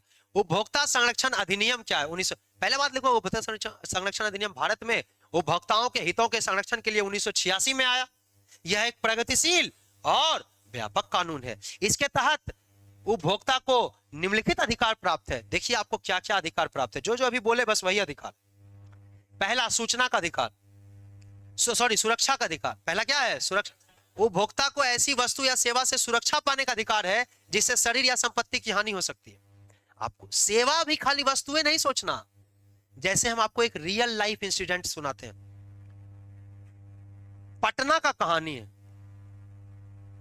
पटना में एक बहुत बड़ा हॉस्पिटल है, हम नाम ले लेते हैं।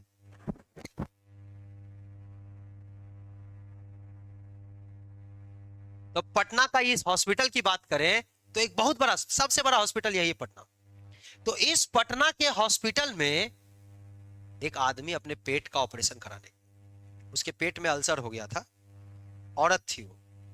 अल्सर क्यों होता है आपको हम बताए हैं, भूखे ज्यादा रहने के कारण अल्सर होता है। तो औरत का आदत था गांव में, अभी भी है, कि 2 बजे के बाद सब खाए। तो उसके लिए फिर अल्सर हो गया था। तो वो गई इलाज कराने, तो इलाज हुआ उसका ठीक ठाक से। 2 दिन बाद उसको दर्द और ज्यादा होने लगा। ऑपरेशन होने के बाद दर्द, फिर गई डॉक्टर के पास, क्या दिक्कत है, फिर दवाई दे दिया। 3 दिन के बाद वो चल नहीं पा रही थी, इतना दर्द हो गया, हालत खराब। दूसरा हॉस्पिटल में एक्सरे हुआ।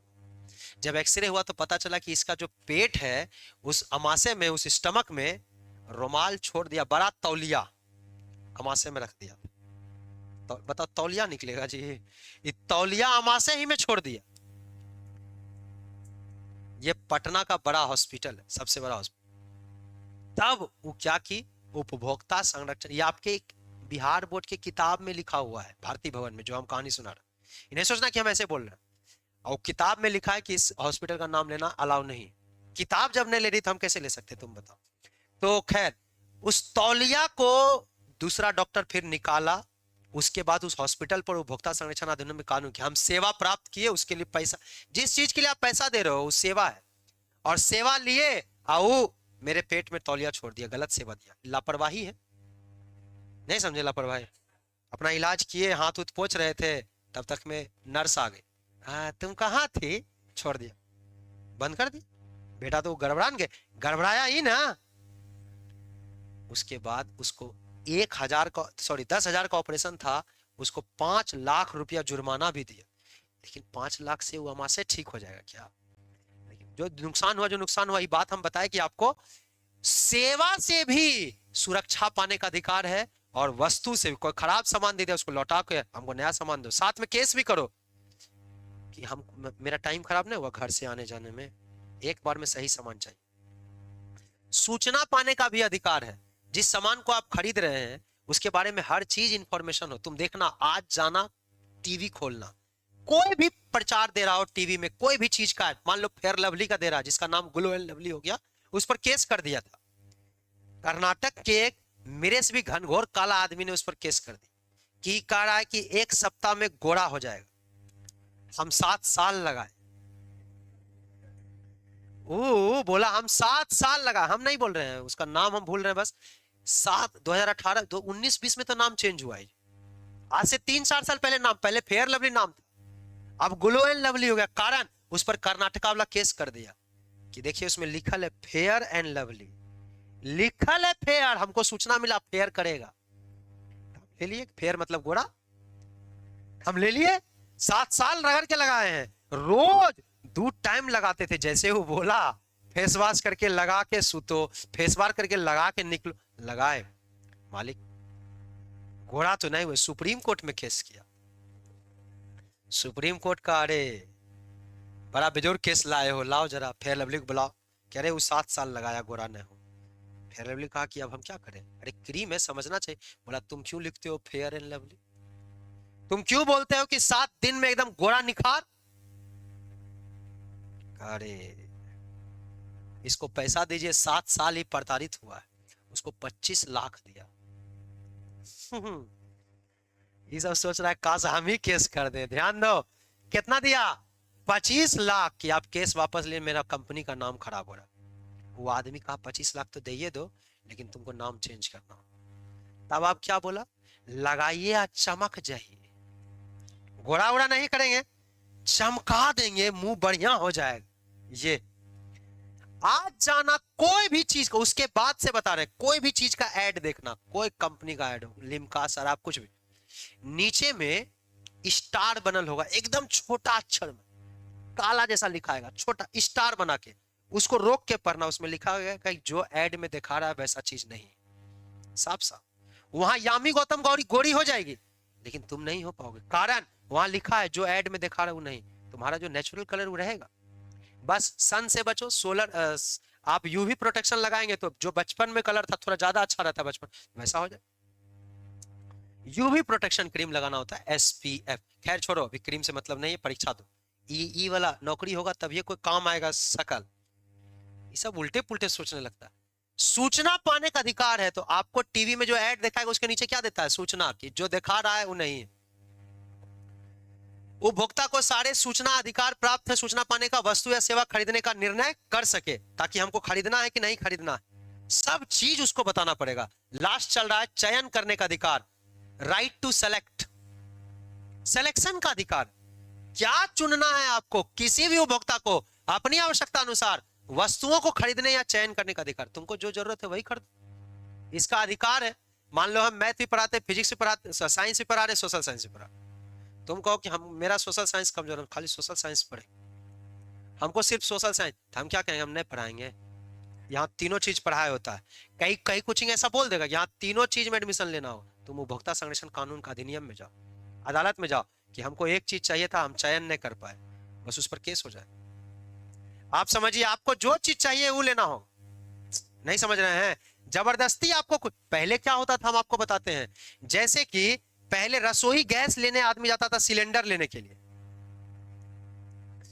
सिलेंडर खत्म हो गया, हर महीने खत्म होता था, तो सिलेंडर लेने के लिए जब जाता था सिलेंडर के दुकान पे, तो सिलेंडर वाला कहता था कि तुमको एगो चूल्हा लेना पड़ेगा। मेरे यहाँ है तो हम क्या करें, बिन चूल्हा सिलेंडर नहीं मिलता, पहले नहीं मिलता था, बिना चूल्हा के सिलेंडर नहीं मिलता। आप बोलो अब ऐसा है क्या? भारत में 1986 के बाद ऐसा नहीं है, जब कानून आया उपभोक्ता संरक्षण कानून, जिसको जो मर्जी है वो लेगा। ये बहुत इंपॉर्टेंट बात है, वैश्वीकरण जो आप देख रहे हो ये सब बड़ा जरूरत है। आप सोचिए, कुछ साल पहले, आज से 7 साल या 6 साल पहले, आदमी सिलेंडर के लिए लाइन लगता था, पूरा लाइन लगा हुआ है कि आज नंबर आएगा तो सिलेंडर लगे मिलेगा। कुछ साल पहले, 2-4 साल, कोविड से पहले तक नंबर आता था सिलेंडर का, कारण वैश्वीकरण हुआ, दूसरा देश का सिलेंडर आ गया कि ये लो, खाली इंडियन नहीं मिलेगा, एचपी भी मिलेगा। अब घरे सिलेंडर पहुंचा जाता है, बात समझो। उससे भी अब नहीं तो आप घरे घर गैस का कनेक्शन आ गया कि आप पाइप से गैस आएगा, जो रिचार्ज करो गैस भरो, बड़ा जरूरी बात है। लास्ट है सुनवाई का अधिकार। मान लो तुम्हारे साथ कोई ठगी हो गया, ऑनलाइन कोई ठगी, पैसा ले लिया, तुम्हारा काम नहीं किया, ऑनलाइन बहुत होता है, तो सुनवाई का अधिकार, उपभोक्ता को अपने हितों को प्रभावित करने वाले सभी बातों को उचित मंच यानी न्यायालय में रखने का अधिकार है। जानकारी पाने का अधिकारी तो बता ही दिया आपको, हर चीज का जानकारी होना जरूरी है। जो वस्तु आप खरीद रहे हैं, फेयर लवली के बारे में बता दिया आपको, हर चीज आपको जानकारी का अधिकार है। कुछ छोटे छोटे सवाल आते हैं, 24 दिसंबर को क्या मनाते हैं? अभी हम बोले थे 15 मार्च को क्या मनाते हैं? विश्व उपभोक्ता। 24 दिसंबर को राष्ट्रीय उपभोक्ता। बताओ, 24 दिसंबर को राष्ट्रीय उपभोक्ता, क्योंकि 24 दिसंबर 1986 को ही भारत में उपभोक्ता संरक्षण कानून आया। तो जिस दिन कानून आया उसी दिन बोले राष्ट्रीय, मतलब देश का उपभोक्ता दिवस। लेकिन 15 मार्च को अमेरिका वाला आया था, विश्व उपभोक्ता दिवस। बोलो दिमाग में आएगा, भूलना नहीं। ई वाला ज्यादा पूछता है, हम अभी तुरंत बोले कि बिहार दरोगा में भी बार सवाल आया था कि 15 मार्च को क्या मनाते थे? विश्व उपभोक्ता। लेकिन 24 दिसंबर देता तो 1993 राष्ट्रीय मानव अधिकार आयोग आया। देखो एक बड़ा इंपॉर्टेंट है, नेशनल ह्यूमन राइट्स कमीशन। मानव अधिकार का मतलब क्या? मौलिक अधिकार मानव अधिकार में अंतर है। दुनिया वाला सब कहता है, पूरा दुनिया में, कि तुम आदमी पैदा हुआ तो तुम्हारा कुछ अधिकार है, पढ़ने का अधिकार पैदा होने के साथ हो जाता है। पढ़ने का अधिकार है। भूखमरी के अगेंस्ट अधिकार, तुम भूखे मर जाओगे तो पूरा दुनिया के मुंह पर थूथू है, तुमको भूखे नहीं कोई मरने देगा। भूख मर रहे हो, सरकार राशन देगी।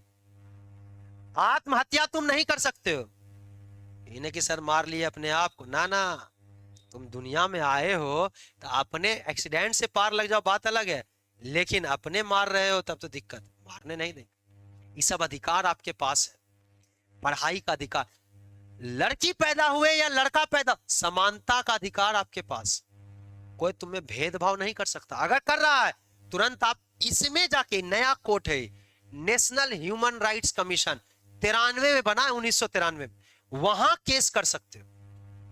वहां केस करोगे कि देखिए हम लड़की हैं, जैसे कि हम तुमको बोले पहले हम खाली लड़का पढ़ाते। मुंगेर की एसपी बनी थी लिपि सिंह मैम, आके तहस नहस कर बोले कि क्या एनएचआरसी नहीं पढ़े हैं? बोले मैडम हम तो पढ़ाते हैं।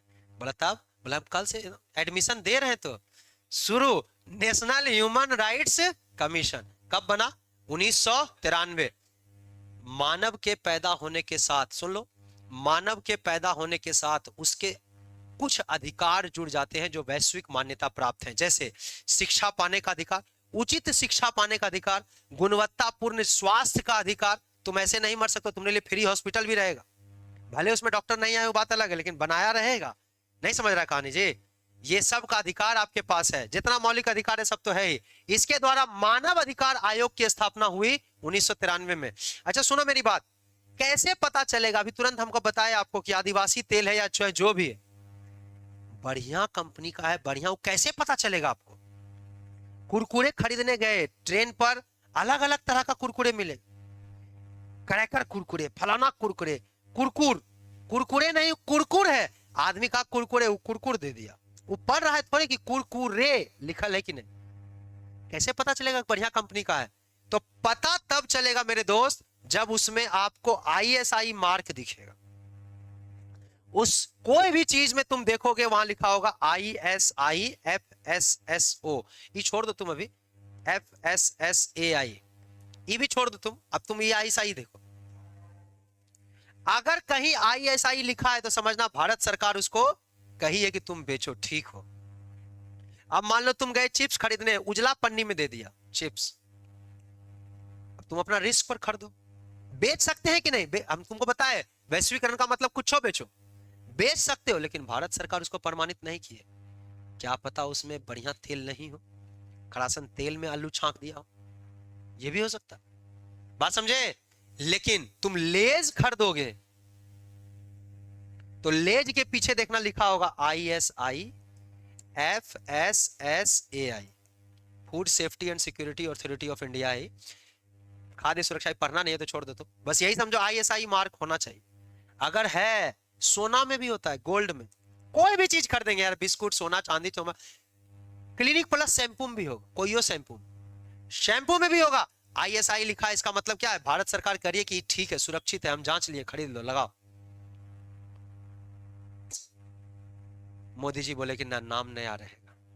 हम क्या बोले? मोदी जी सब चीज का नाम बदले, अब नाम क्या हो गया? BIS, bureau of Indian standard, भारतीय मानक ब्यूरो। पहले नाम था भारतीय मानक संस्थान, इंडियन स्टैंडर्ड इंस्टीट्यूट, लेकिन अब क्या हो गया? भारतीय मानक bureau, bureau of Indian standard. यह देश की प्रमुख मानकीकरण संस्था। यह ऑब्जेक्टिव में रहता है कि BIS क्या है, तो मानकीकरण संस्था। मानकीकरण मतलब मानक देता है कि बढ़िया चीज है, ले लो। जिस गोल्ड के ऊपर BIS या ISI मार्क नहीं होगा उसको कोई नहीं खरीदे, क्योंकि वो डुप्लीकेट, वो रोल गोल्ड है, वो डुप्लीकेट है। लेकिन जिस पर इसका मार्क है, लिखल है, तो वो खरीद सकते हैं। अरे दिमाग में आया? चैप्टर खत्म। इसी के साथ 7 चैप्टर हम लोग पढ़े।